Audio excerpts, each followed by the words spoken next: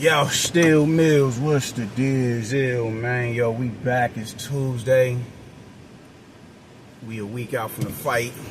A little over a week out from the fight. And this is a fight in particular that I want to talk about, man. And I want to give an analysis because I don't want to wait. I don't want to wait no more to speak on it, man. So here we go. Pete, dang. That fight is Lester Martinez versus Christian Mibili, man.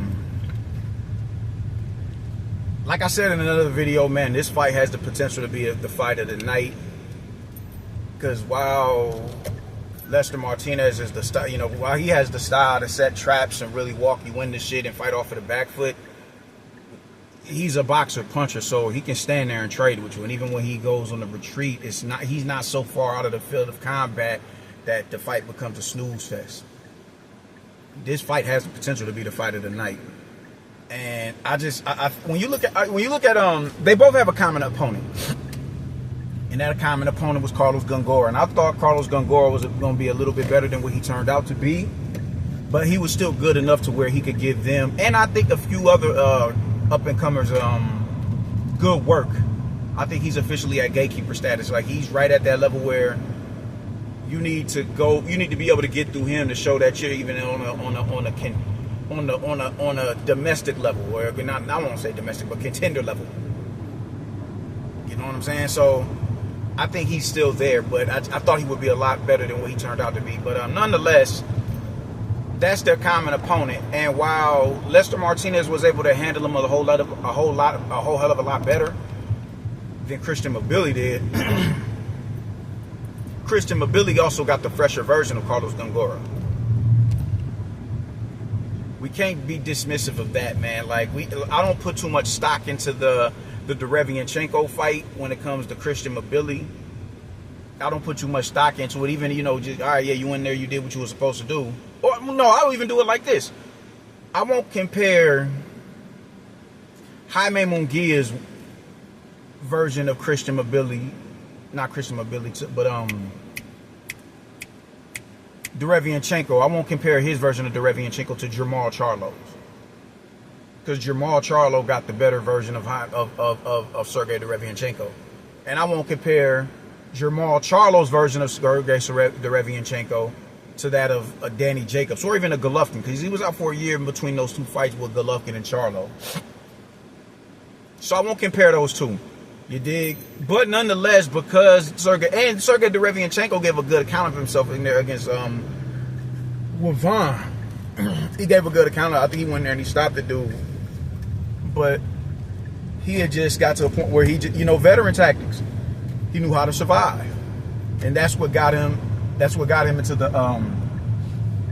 that's what got him to the 12th round when it comes to Christian Mibili. So it's levels to, you can have a common opponent, but it's in a lot of cases, not all, but a lot of cases, you come across the more fresher version of the common opponent. And I think Lester Martinez caught the more regressed version of Carlos Gongora than Christian Mibili did. Was he undefeated when Christian Mibili fought him? And it's not just because you got L's on your record, that don't mean you're not the fresher version. But he got found out a little bit easier in certain fights.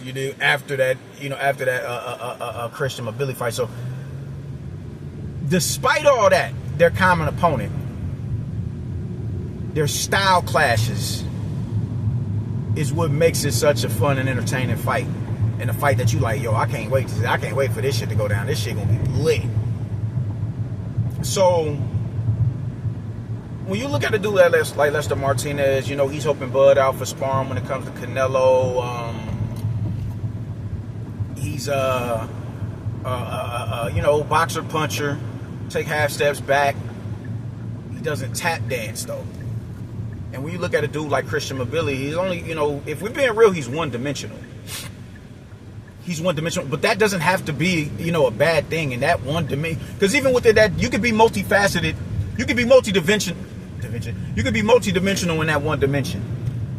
So when you say he's one-dimensional, Mike Tyson was a one-dimensional fighter, but he was so dimensional in that one dimension. That's what made him just the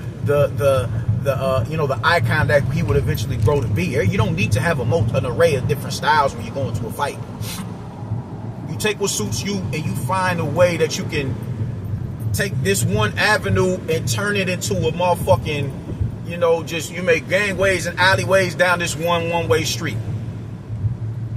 And all of those gangways and alleyways lead right back to this one-way street that's going to take you to the rest of the, the intersection. You dig? That's how you got to do it. So I'm gonna do another, I'm gonna do a video on who I think is the best, pressure fighters of the day, because I heard, they was arguing on IBFP's page about that, who's the best pressure fighters of the day, and I want to talk about that. But Christian Mibili is a one-dimensional fighter. He's a one-dimensional fighter, but within that one dimension, he's extremely scary. People get it fucked up when it comes to boxing. We're not coming out of the Floyd era, where we're damn near a decade past the Floyd era. He retired in, what was that, 2016 or was it 2015?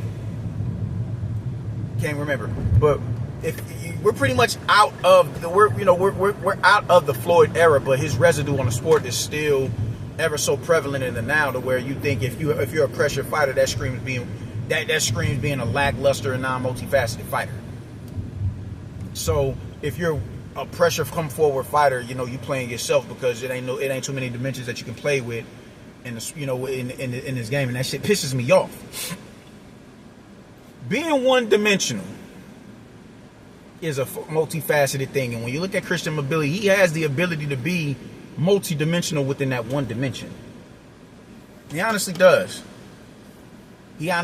Man. So, and it just so happens that we've been seeing a lot of fighters as of late that I can think of, whether it's with Tony Sims and Oscar Duarte, whether it's with Subriel Matias and Puello. We've been seeing a lot of fighters who come with just a pressure come forward type of style break the rhythm of an outboxer, a counterpuncher, a dude who punches on the go, a dude who likes to work, create a little bit of space between him and his opponent, so he has room to work, and where he's, that's more conducive to him and his level of comfort.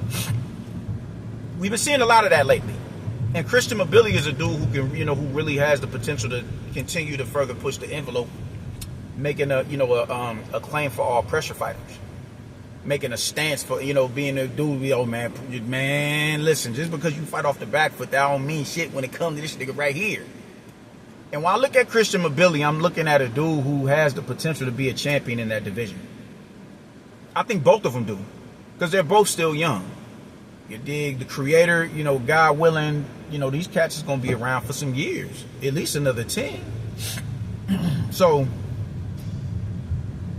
the only thing that's really having me, that's kind of like having me like, is Lester Martinez has the ability to fight Mibili at a range that's conducive to him, but he also has the footwork to take the half steps back and walk Mibili in the backhands. That right there is going to create a problem. That is going to create a problem for Christian Mibili.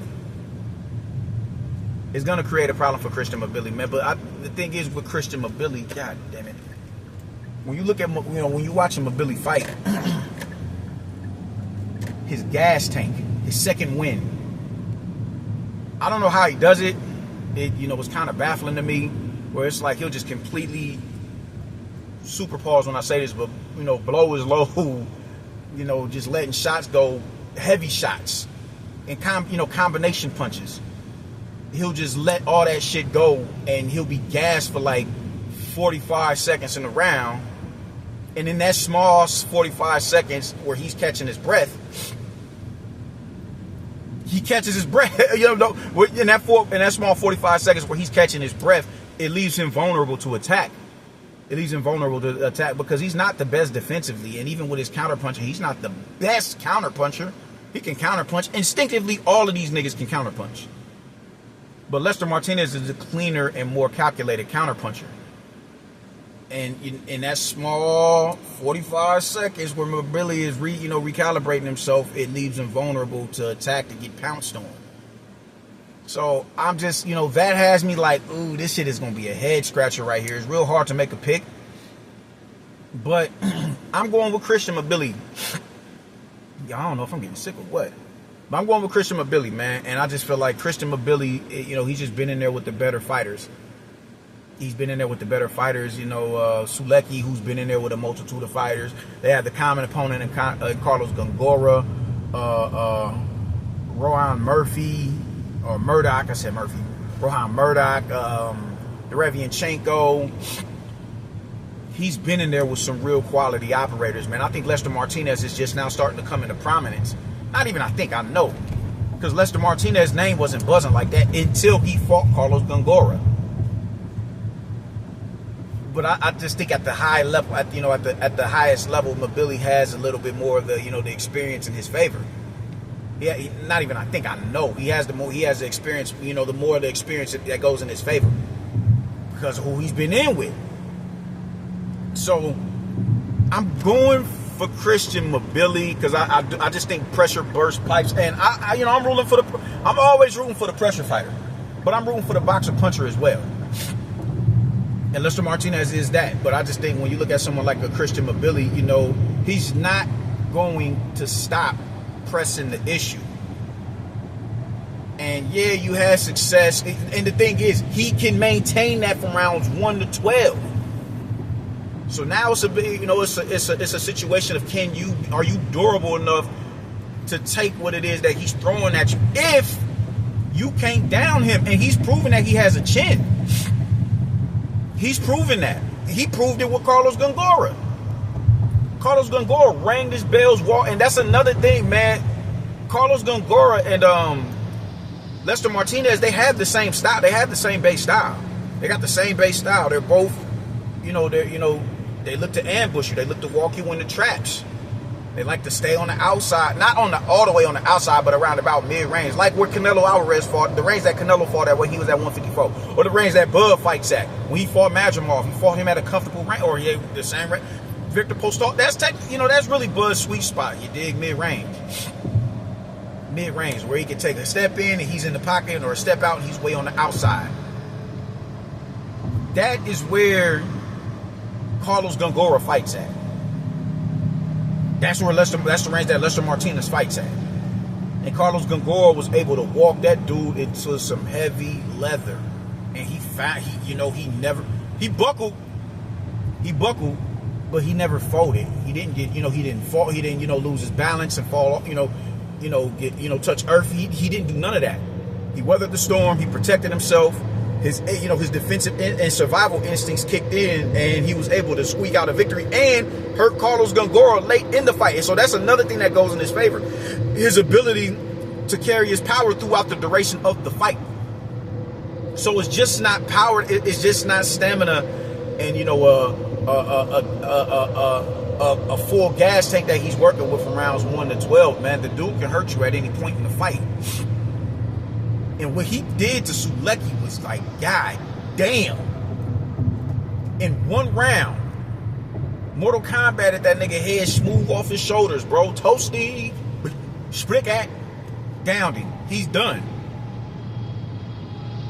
So I'm going to go with Carlos Gongora. Not Carlos Gongora. I'm going to go with Christian Mibili in this fight, man. But I'm not too, I'm a little weary of that pick. Yeah, I get it. Lester Martinez has the style to beat Christian Mibili. Yeah, I get, but I think, Christian Mibili has been in with the better opposition, and I just seen him deal with that particular style in a Carlos Gongora. He's seen that style before, and it was a fresher version of the Carlos Gongora that we got as opposed to the one that Lester Martinez got. But I'm excited for that fight nonetheless. I could be 150% wrong. I've been that before. This is why we do predictions. Nobody Nostradamus in this motherfucker. You know what I'm saying? I could be wrong, and when I'm wrong, I was wrong. It's 2 left feet about that. Man. But either way, let's say I'm not wrong. Christian Mibili is still gonna be a notable name in the division, and that only would mean that now we have a new one in Lester Martinez. In the same manner, we got a new name at light heavyweight in Katayev, after he did what he did to David Morrell, when we know David Morrell didn't win that fight. So nonetheless, this doesn't do anything but strengthen the the talent pool at 168 pounds. So if I'm wrong, it is what it is. And even if he if he go in there and gives a good account of himself, it's the same thing. We got a new player in the division. I said that after the Fojan versus Beck the Bully fight. I said the same thing. We got a new player in the division. I'm not mad at that. Bet. That's more names in the division. That's more names added to the division. And I'm A-okay with that. So it's a win-win situation. But I am going with, I keep saying Carlos gonna go. I am going with Christian Mibili in this matchup. I don't know if Lester Martinez has been 12 before, but I don't know if he hasn't been in there with nobody as ferocious as a Christian Mibili. And Christian Mibili has seen that style in Lester Martinez when he fought the fresher version of Carlos Gongora. What was that? 2 years ago, 3 years ago. So give me Christian Mibili in this fight, but he's in for a dog fight. Deuces.